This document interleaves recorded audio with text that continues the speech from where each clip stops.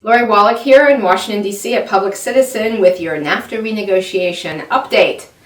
So unimaginable though it seems, negotiations were actually heading in a somewhat hopeful direction. It looked like some of the big job outsourcing incentives, including the investor-state dispute settlement tribunals, were coming out of NAFTA, and discussions were really underway to have better labor standards to increase wages. And a bunch of other useful stuff was on its way in. Things like a sunset review, so that NAFTA wouldn't go on forever doing damage.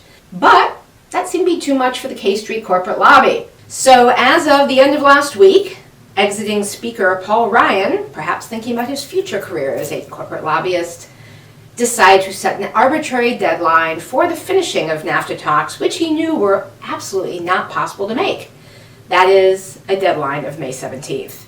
Effectively, he decided, because he has the power as the Speaker to do this, to deny his president any potential vote on a NAFTA redo that might, against the wishes of his corporate buddies, raise Americans' wages or stop job outsourcing.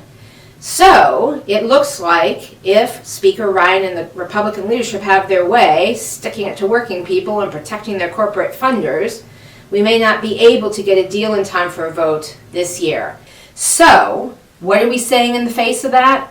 Fake deadline, keep negotiating. The only real deadline is when they get an agreement that removes NAFTA's outsourcing incentives and adds labor and environmental standards with swift and certain enforcement to raise wages.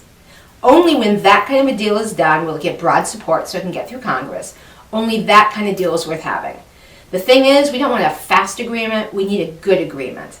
And after 900,000 plus Americans have been certified as losing their jobs to NAFTA, after 23 years of damage, if it takes a few more months to get the right thing, then we should wait and do that. The negotiations should stay at the table, and we will keep you updated.